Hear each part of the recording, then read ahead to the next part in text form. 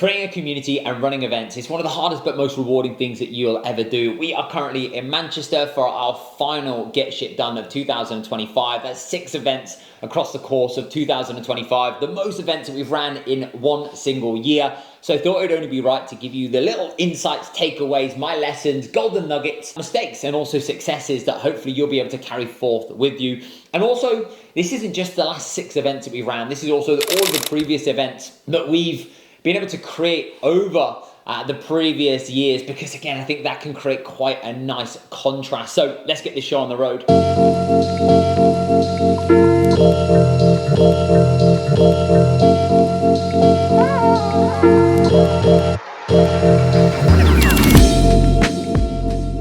Number one of the biggest mistakes that I made for so long was like realizing people don't want more information. They don't want more consumption. They don't want more stuff. What they now want is more fun. They want more immersion. They want more connection. I would go into events thinking, right, I now need to blow people's brains. I need to give them as much as humanly possible. So I'd be looking at how much can I cram in, 9 till 5. We're going to talk about this, then this, then this, then this. We're going to deliver all of this gold. People walk away with pages of notes, but their brains are absolutely fried. They are absolutely gone. And then they just feel like, well, what was that? That was an absolute whirlwind. I've just been in a room for a full day. I've just consumed so much.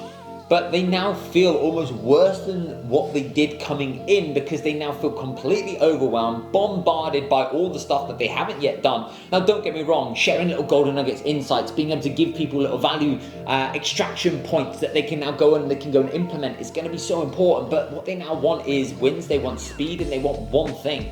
They want to be able to go and implement. How can you make somebody feel like they're progressing? So one of the biggest shifts that we've made is going from information to actually fun and connection.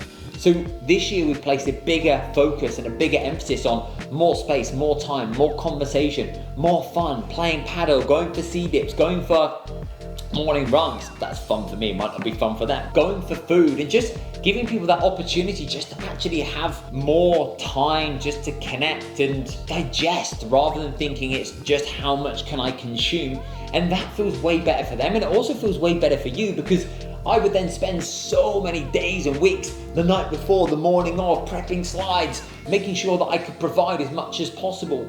And it then feel heavy, it'd feel hard, it put me under a lot of stress and under a lot of pressure, in comparison to now, which is, okay, I'm going to deliver one little thing, there's going to be a couple of key takeaways, but outside of that, how can we just create this space where you become the facilitator? Because it's not necessarily like the stuff that you give them, it's the experience they have. It's the conversations in the corridors. It's actually the way in which they feel by just taking themselves out of their normal environment. So don't think information, think experience, fun, and connection. Number 2, this ties in quite nicely. It's that with or without you energy. It's recognizing and realizing that actually you are going to have to be okay with being rejected. You're going to have to be okay with putting your hand in the air and saying, hey, we're going to be doing this thing. Do you want to join us?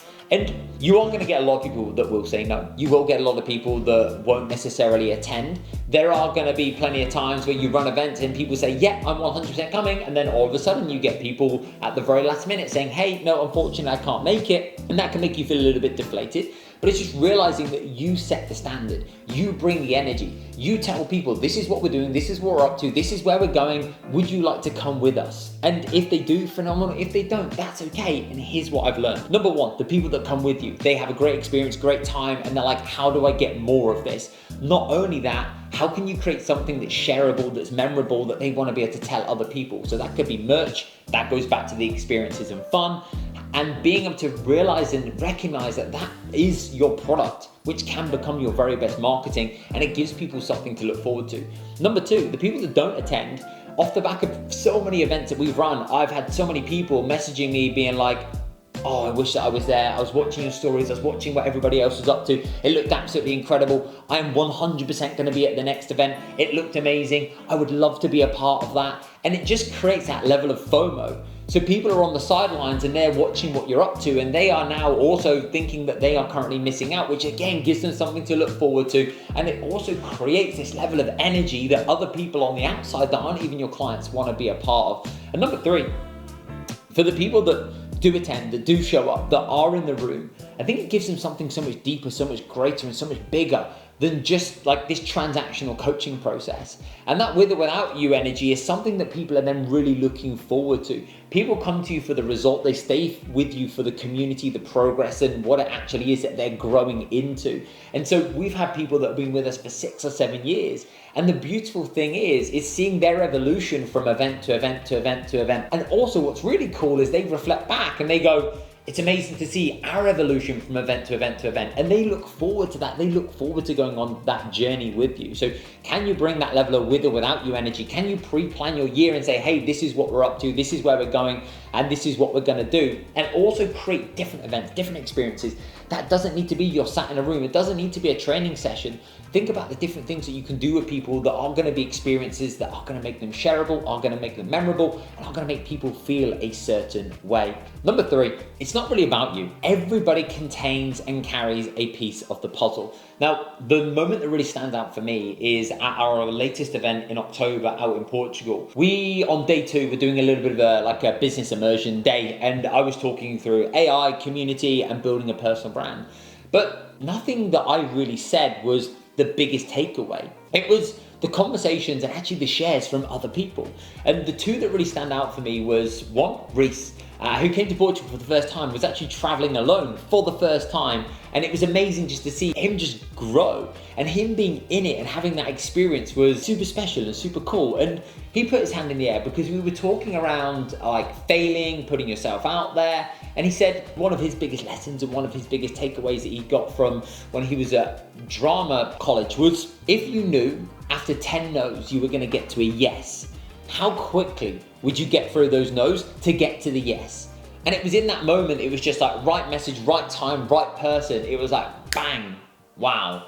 And that's been living rent-free in my head ever since. And I know it has been for others. And then later on in the day, my best friend Ryan, who flew out for the event, we were talking around like, what are you avoiding? What are you not wanting to see? And he just said, the biggest shift for me was realizing that when I stepped into running this business and making this commitment to go away from what was a safe job, a good salary, to step into something new that I was really passionate about, excited about, and really wanted to do, was seeing my business like my marriage. It was realizing that this isn't a short-term play.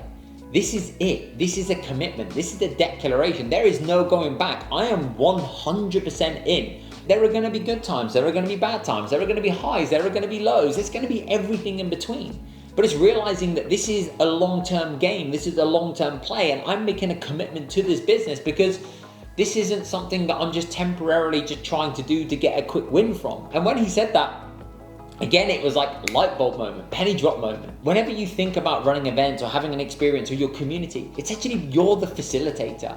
And it's you creating space for other people just to collaborate, share, give their perspectives, give their insights. Because the wisdom that they carry is so profound, and you have different people at different levels and different stages. We can all learn from each other, and I think that's so cool. And it's just creating a space and a place where people feel safe enough to want to now be able to do that, which I think is amazing. So everybody contains a piece of the puzzle. I'm realizing actually it's not about you, I think has been a big takeaway. Number 4, I've spoken before about how we've ran incredible events. We've hired Old Trafford, not the entire stadium, but we've hired one of the boxes. We've hired out Murrayfield. We've ran events with 140, 150 clients. And it's been a bit like a wedding where you're running around trying to speak to as many different people as possible. And it's like, hey, how are you? And it's quite transactional because you're trying to speak to everybody. And in the same time, that's a beautiful thing, but also in the same breath, it's a bit like, well, it's a bit transactional. You don't really get the space, the time, the opportunity just to really sit and connect. And I realized that for such a long time, my ego wanted a bigger room, and my ego wanted bigger numbers. My ego wanted that big photo with all of these people that I could show, hey, here's all the people that have come to our event, and here's all the people that we're currently working with.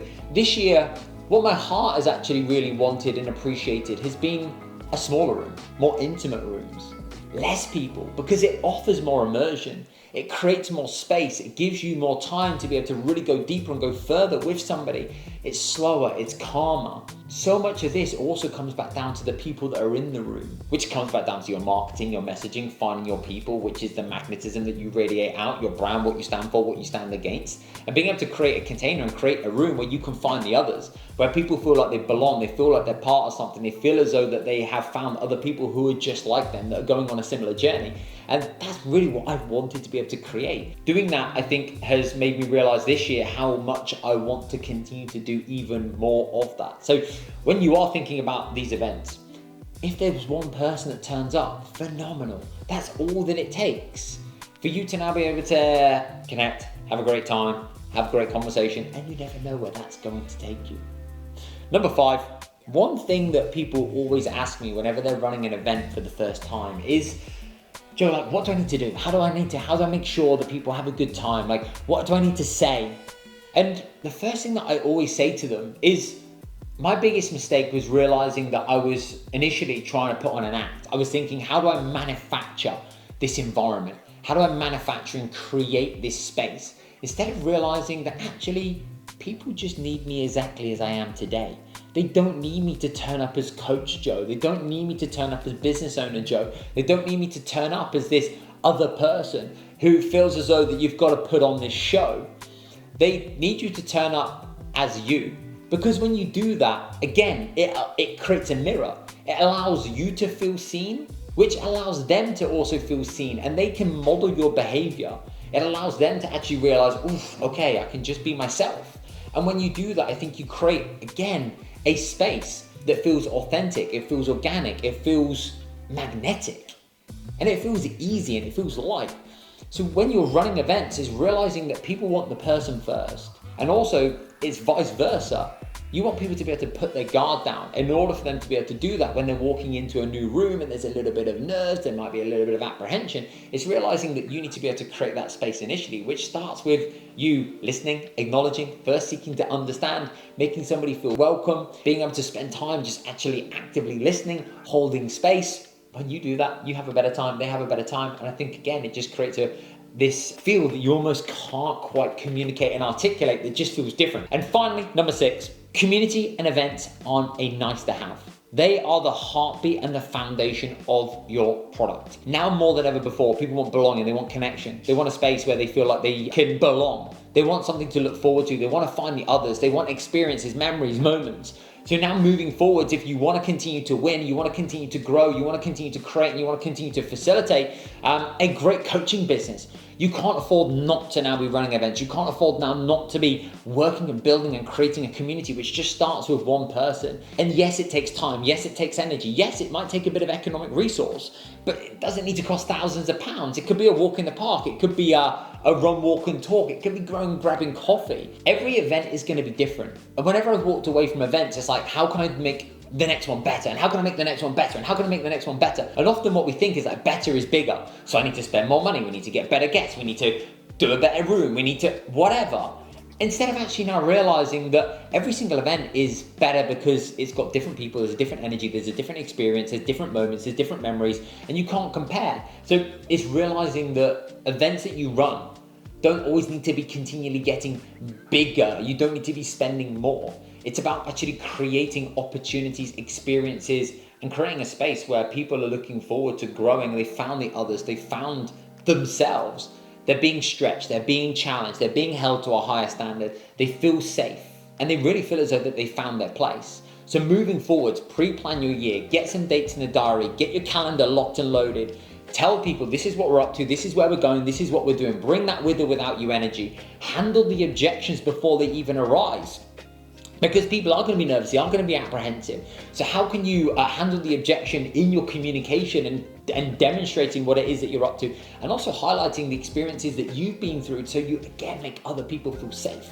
And when they do that, that's going to be just a level of energy, enjoyment, and a space and a place that will help you sidestep the market, because nobody can compete with you at being you. Nobody can compete with you at creating a community and being the facilitator.